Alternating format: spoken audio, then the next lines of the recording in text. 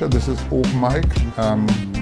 We were just highlighting some instructions from the Commonwealth in respect to how the cutting up our boundaries should take place, and I'll let Mr. Ellis proceed. Yes. So I was saying that the government needs to listen to the cries of the people. Whether it's from people like yourself, the Chamber of Commerce, the average man in the street, they must be able to listen and take the advice. Right. Now, the question of moving the boundaries, the opposition has indicated that they think that the boundaries should not be moved. And there are a number of reasons why. Right. The fact is that you're given a certain amount of money to even amount to the constituencies for their own development. Yes. Even, for example, I understand he quoted $30,000 is given to the opposition. Okay. We have a situation where Grosley has 23,000 people.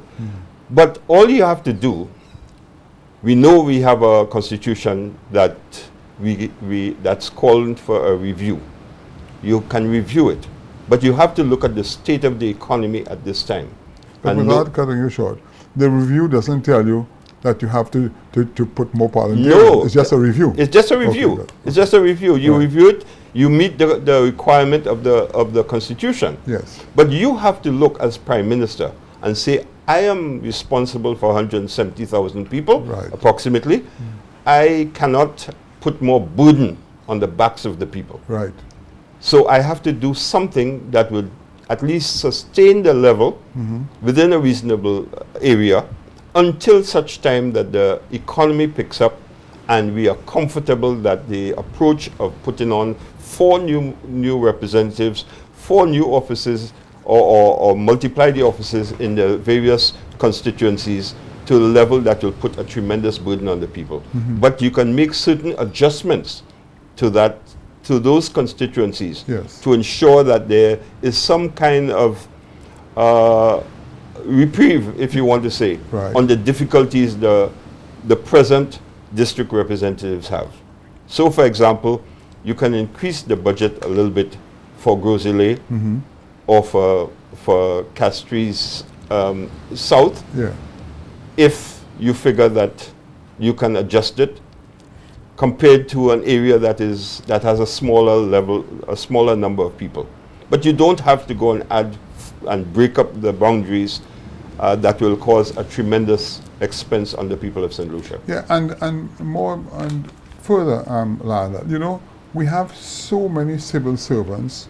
They are bright people in the Ministry of Infrastructure, Social and the Social Development, that the representative for the larger areas can call upon the Prime and say, look at me, I need some assistance where somebody can go and spend a little bit more time in the constituency. That's right. Because when you just made a point there about adjusting, already most of the infrastructure takes place up here because, I mean, you take the Grosley area, look at what is happening. And someone indicated recently, I think it was Timothy, I'm not quite sure, that even though there are 23,000 people up in the north, the whole situation is, despite the fact that you have 23,000 people and you have, say, 5,000 or 6,000 people in Labrie. Look at the state of Labrie. That's right. And which has been under the control of the Labour Party for God knows how long. Nothing has happened there, okay? Yet, look what's happened up north. So, it really and truly, when you look at the game, it is the private sector that has moved the north. That's right. It's not a parliamentarian. You know, when the marina was built and all the hotels went up, it's the private sector that's really driving the business. All the hotels. That's why people leave the south and come to the north. They come for work. Now, if some of that infrastructure had been done in the south, yeah, that would have easily taken off the pressure. Because somebody wrote this morning an article saying that a man from Soufrière who works in the north and lives at Bonterre, he still votes in Soufrière. That's right. So, you know, I don't understand. Yes, the situation really is that there will always be a movement of people to the areas that provide greater economic employment and so on. But that doesn't mean that you have a situation. The Prime Minister, for example, is in charge of a country of 170,000 people, as I mentioned. Grosley has about 23,000 people. Right. So the fact is that all you have to do is make sure you have more councillors, that you can sectionate the areas so Yes. that they can be serviced. Right. That is the problem, Yeah. service in those areas. Right. You can break them up into 3 distinct different, and they're still not serviced properly, as you rightly said, down in Labrie Yeah. or down in Denry South or whatever the case may be. Ancillary, Or Canneries, Ancillary or nothing has Canneries. happened there.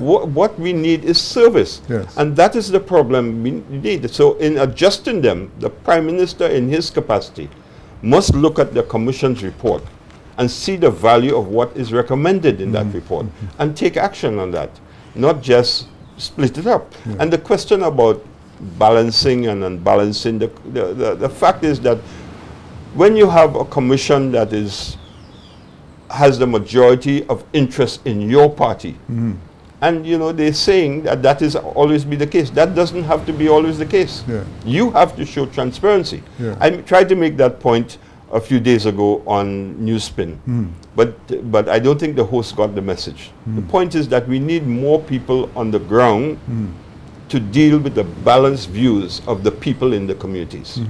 And this is what we'll need in Grosley and those areas that have a larger proportion of the people of St. Lucia. Now, many St. Lucians have questioned the number of bridges being built in St. Lucia. What is your take on that? Well, I refer to this government as a four-lane government, Okay. right? And I say this because they boast and beat their chest about 4 lanes. The fact really is, can we really afford to build or borrow money to buy 2 lanes and put them down for 10 years? While at the same time, we cannot even afford to paint the crosswalks, put up proper signage in St. Lucia. A man got killed on the highway there because of improper signage. You go through town today, the traffic lights are hardly working. The crosswalks are not even faded. Just lack of maintenance. Lack of maintenance. We cannot afford to do that. You drive down Chaussee Road, and I'm challenging anybody to drive down Chaussee Road and take a good look at our crosswalks. Take a look at a crosswalk on the highway.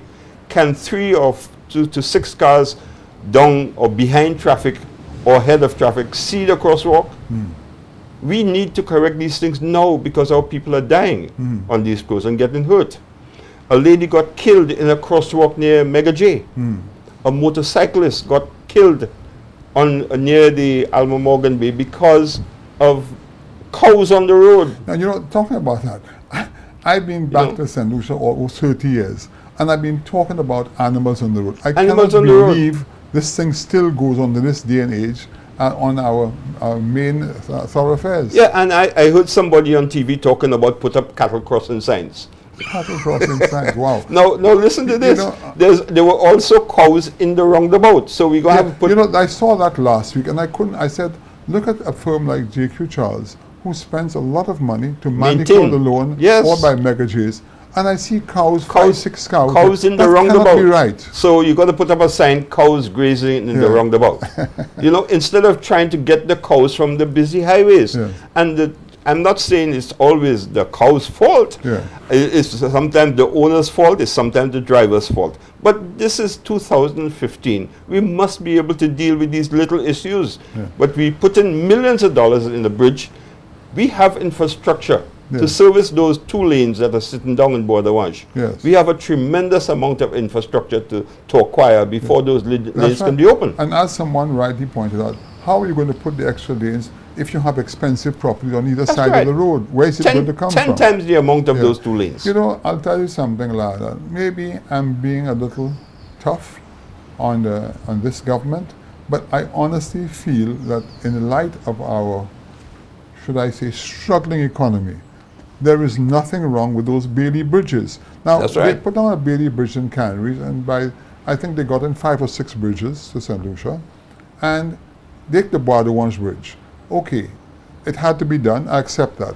But 2 Bailey bridges, one for north and one for south, would have done the job for probably $1.5 million maximum, and put it down in 30 days. This was like 11 months. Especially at a time when the country doesn't have money. Correct. We're borrowing and we do That's this. right. And because you can always go afterwards and in 20 years' time and put if it improves. If Sir John was like Dr. Kenny Anthony and Honorable Philip J. Pear, we would have a 6-lane tunnel, you know.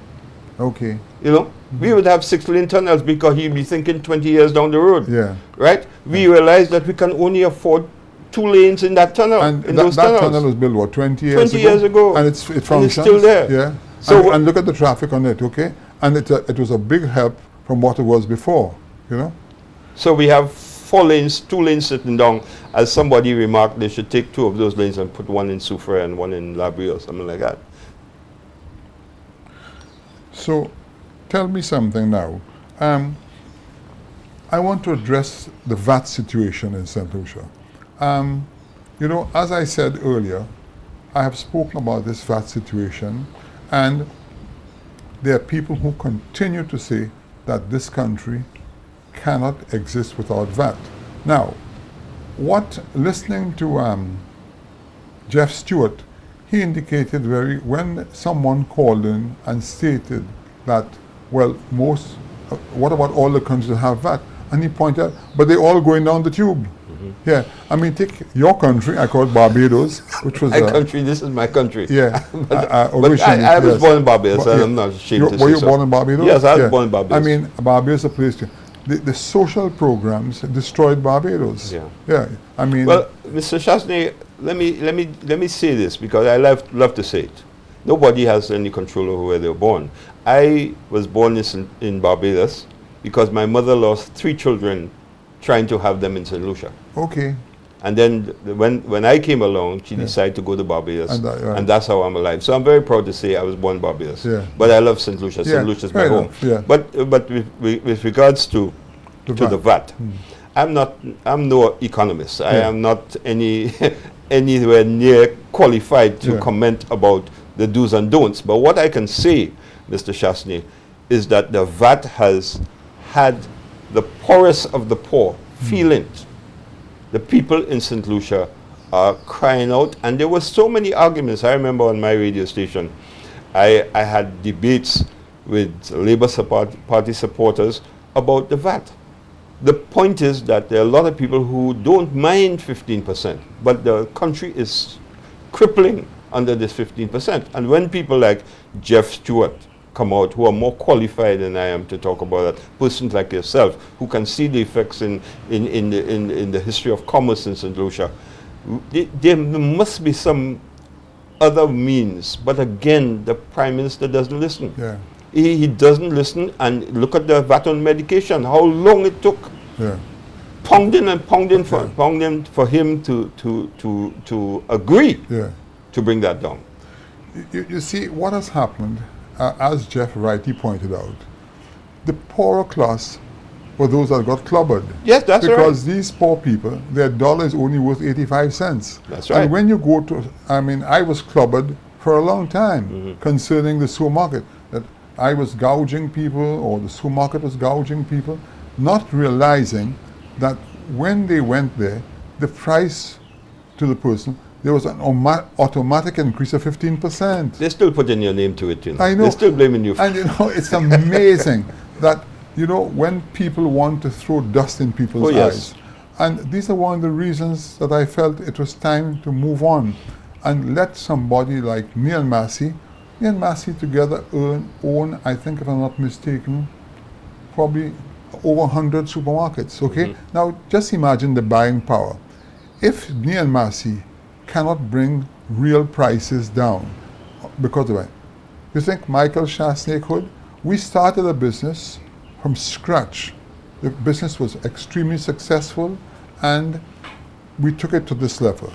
I have a lot more to say about it, but I'll do that in the third segment of my program. This is Open Mic. We'll be right back.